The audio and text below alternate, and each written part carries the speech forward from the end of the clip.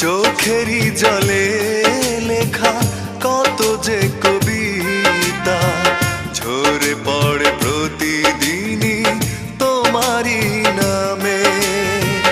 চোখেরই জলে লেখা কত যে কবিতা ঝরে পড়ে প্রতিদিনই তোমারই নামে। যেদিন চোখের জল শুকিয়ে যাবে মনে রেখো সেদিন আমার মরণ হবে। চোখেরই জলে লেখা কত যে